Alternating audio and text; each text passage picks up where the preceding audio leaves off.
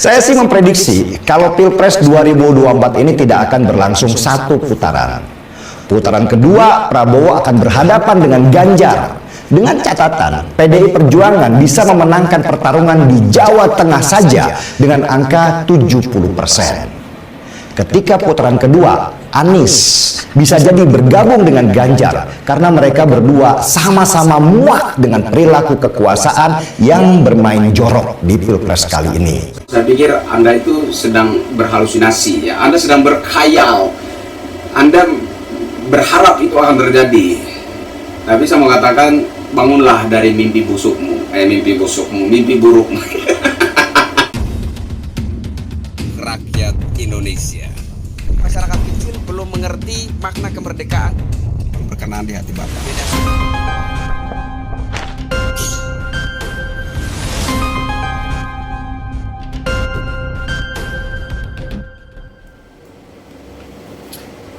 Assalamualaikum warahmatullahi wabarakatuh.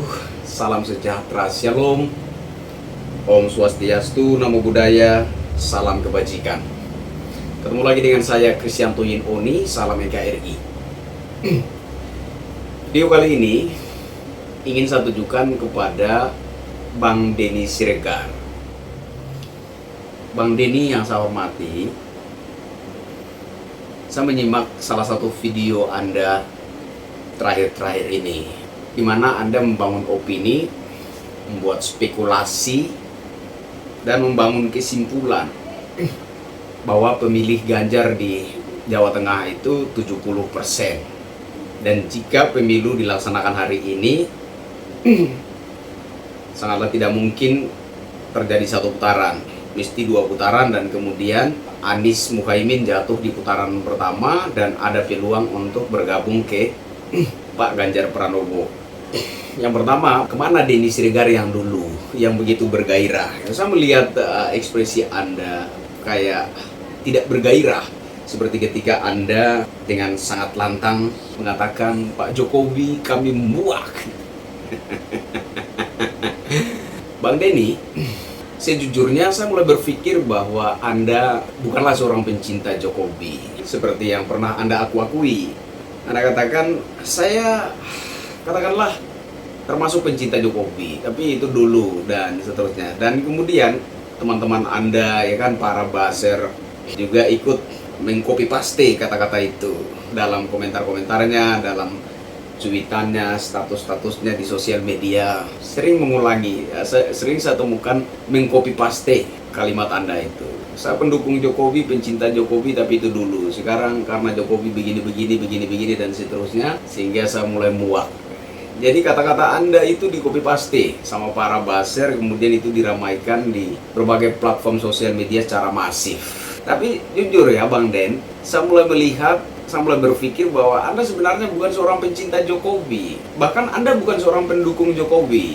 Anda, Mas Joprai, Eko Kuntadi, dan teman-teman sekutu kalian sebenarnya bukan pendukung Jokowi. Sejatinya bukan pendukung Jokowi. Saya melihat kalian itu sebenarnya adalah simpatisan partai PDIP, bukan pendukung Jokowi sejati. Dan saya berani jamin, seandainya besok atau lusa Pak Ganjar Pranowo itu mengambil satu sikap yang berseberangan dengan sikap partai PDIP, Anda juga akan membencinya sama seperti hari ini Anda membenci Presiden Jokowi. Saya yakin sekali seperti itu, karena Anda sebenarnya bukan pendukung Jokowi. Dan saya juga bisa menyimpulkan bahwa Anda dan teman-teman Anda bukan pula pendukung sejatinya Pak Ganjar Pranowo, melainkan kalian sebenar-benarnya adalah simpatisan partai PDIP. Sehingga sosok manapun yang berseberangan dengan sikap partai PDIP akan kalian benci dan membangun narasi-narasi kebencian dengan berharap agar masyarakat juga mengikuti kalian untuk membenci sosok tersebut. Kan seperti itu.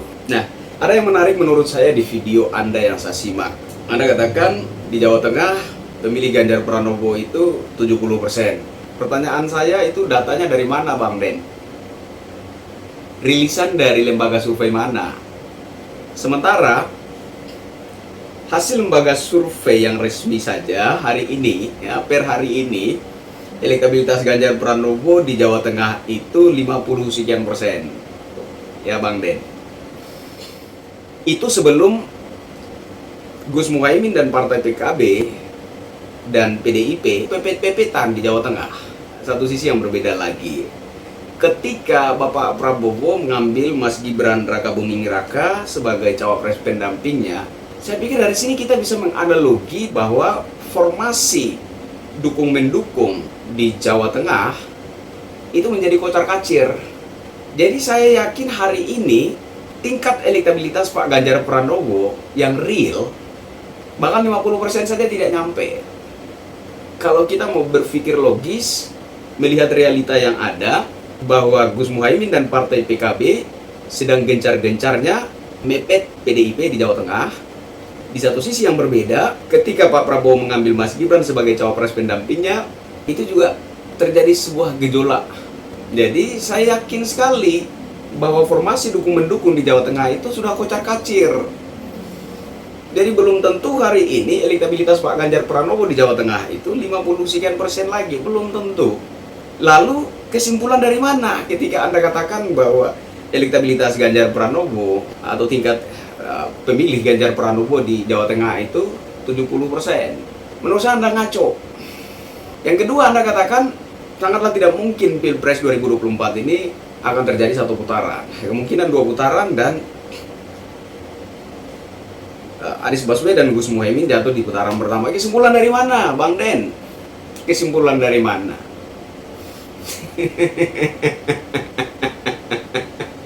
Ayolah Bang Den, marilah kita berpikir logis, ya. Cobalah membangun opini yang lebih rasional menurut saya, ya.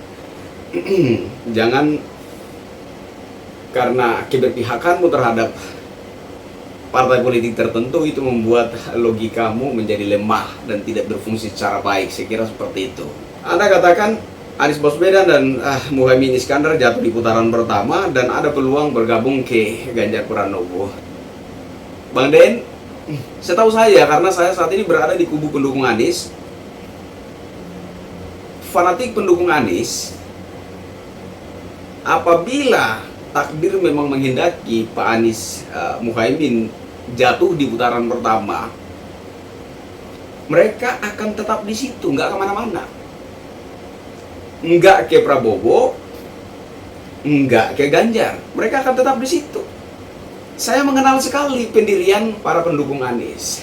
Memang tidak semua kemungkinan akan terpecah kalau sekiranya takdir memang menghendaki Pak Anies dan Gus Muhaimin jatuh di putaran pertama Pilpres 2024. Nah, bagaimana dengan sebagian yang akan bersikap atau tidak akan tetap di situ sebagai fanatik Anies Baswedan? Ada kemungkinan mereka bergeser. Tapi peluang untuk bergeser ke Ganjar itu jadi menurut saya kesimpulan Anda itu konyol sekali gitu loh, Bang Den. Kemungkinan pendukung Anies Baswedan itu bergeser ke Ganjar Pranowo nggak ada, nggak ada peluangnya, karena para pendukung Anies Baswedan, Gus Muhaimin Iskandar, notabene sangat antipati dengan partai PDIP, termasuk salah satunya. Kami mengharamkan partai PDIP untuk pemilu Pilpres 2024. Kenapa? Menurut saya secara pribadi, ya, partai PDIP sudah kami berikan kepercayaan memimpin sistem kekuasaan ini selama 10 tahun. Dan selama 10 tahun ini menurut pandangan pribadi saya, selama 10 tahun ini gagal mengawal pemerintahan Presiden Jokowi. Bahwa ada beberapa kebijakan Presiden Jokowi yang sangat baik, yang kemanfaatannya itu jelas bagi bangsa dan negara, bagi rakyat Indonesia. Dan ternyata itu tidak didukung, tidak diapresiasi, tidak diakomodir oleh partai PDIP.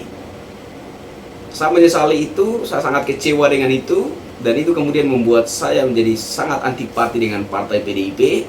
Sehingga kalau saya yang dulunya sempat katakanlah menjadi simpatisan PDIP, saya dari garis keturunan, dari kakek moyangku, dari bapak mamaku sampai kepada kami, semuanya orang Golkar.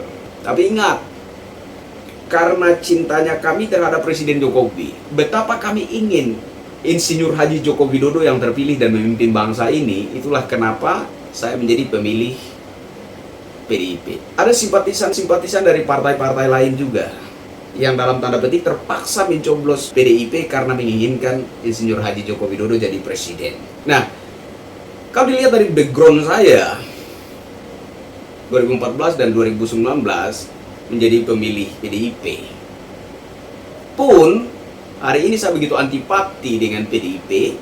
Bagaimana dengan mereka yang sudah dari sononya antipati dengan PDIP? Jadi menurut saya kesimpulan yang Anda bangun, di mana Anda katakan kalau Anies Muhaimin jatuh di putaran pertama, maka ada peluang pendukung Anies akan ikut Ganjar. Saya kira itu kesimpulan konyol. Anda sedang berhalusinasi. Sadarlah, bangunlah dari tidurmu. Ini realita, ini dunia. Janganlah Anda terkurung dan terbelenggu dalam dunia halusinasi. Ya, buka matamu, buka cakrawala berpikirmu, lihatlah realita sesungguhnya. Oke, Bang Den. Jadi, menurut saya kesimpulan Anda bahwa pemilih Ganjar Pranowo di Jawa Tengah 70% itu merupakan kesimpulan yang ngawur tanpa dasar yang dapat dipertanggungjawabkan. Dan yang kedua, Anda katakan kalau Anies Muhaimin jatuh di putaran pertama, maka ada peluang pendukung Anies akan gabung ke Ganjar Pranowo. Saya pikir Anda itu sedang berhalusinasi, ya. Anda sedang berkhayal. Anda berharap itu akan terjadi. Tapi saya mau katakan, bangunlah dari mimpi busukmu, mimpi burukmu. Gitu ya, Bang Den. Sekaligus saya mau pertegas, Bang Den, Anda, Mas Joprai, Bang Eko Kuntadi, dan lain-lain, ya, kalian sebenarnya bukan pencinta Jokowi, bahkan bukan pendukung sejatinya Jokowi.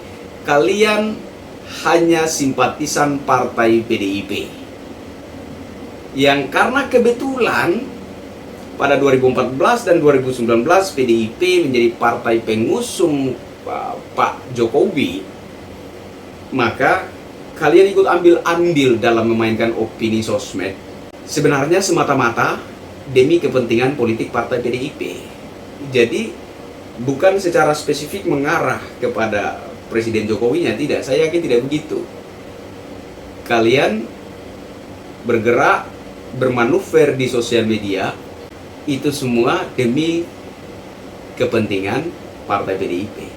Karena pada dasarnya kalian adalah simpatisan partai PDIP. Jadi jangan ngaku-ngaku sebagai pencinta Jokowi. Anda dan rekan-rekanmu bukan pencinta Jokowi, bahkan bukan pendukung sejatinya Jokowi. Oke? Dan saya mau kasih ingat sama kamu, Bang Den, pendukung sejatinya Jokowi, pencinta sejatinya Jokowi hari ini banyak yang sementara terdiam karena kebingungan melihat peta politik tanah air ini. Bilik suara di Pilpres 2024 yang akan membuktikan itu. Ya. Mereka akan meluapkan kekecewaannya terhadap narasi-narasi kebencian yang Anda dan teman-teman Anda bangun terhadap Pak Jokowi. Mereka akan meluapkan kegelisahan, keresahan, kekecewaan mereka itu di bilik suara pemilu Pilpres 2024. Camkan itu. Saya kira sekian. Saya Kristianto Yen Oni.